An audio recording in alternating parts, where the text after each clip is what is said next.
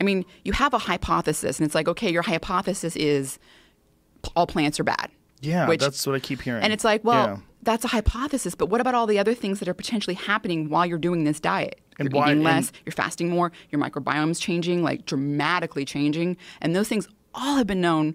Multiple studies have shown humans and animals, mechanistic detail, to have benefits on autoimmunity, on aging in general, on brain function. I mean, all sorts of things. And I understand it's like someone experiences something positive. It's like, well, this must be, this is it. This is the end all be all. But you also have to realize the shit's complicated. You got to understand the mechanism. And you may be doing something long term that potentially, I mean, it really hasn't been studied. Yes. So, and again, at the end of the day, there's no data. There's no data, so you can't say for sure, right? Right. There's no data. But I have concerns, and we can talk about those concerns.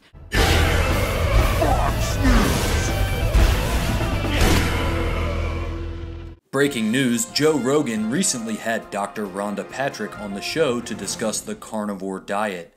The constipation stops here. Shut up, dumbass. We ain't constipated.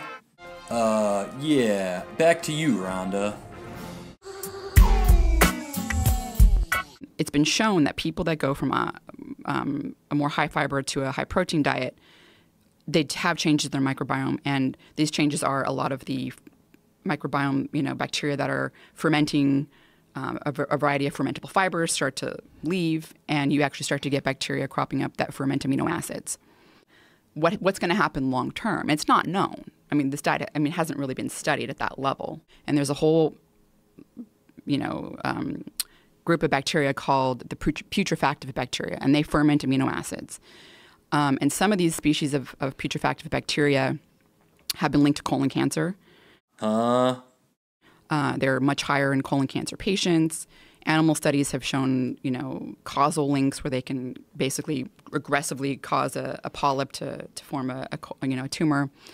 And that's because these bacteria are making things called putrescine and cadaverine, which are damaging, they're genotoxic agents that damage the DNA inside your colon cells.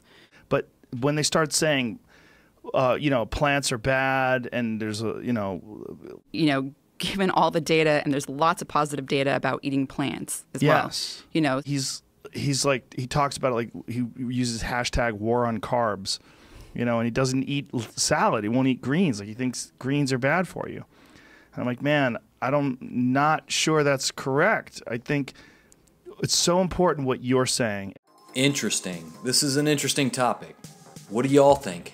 Is the carnivore diet a valid treatment option for these conditions like autoimmune disease?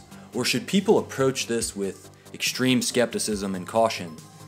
It seems like Dr. Rhonda Patrick's weighed in with a voice of reason, and I was really glad to hear her opinion on some of these issues. There's a lot more to this interview. I'm going to put a link down in the description for the full Joe Rogan podcast.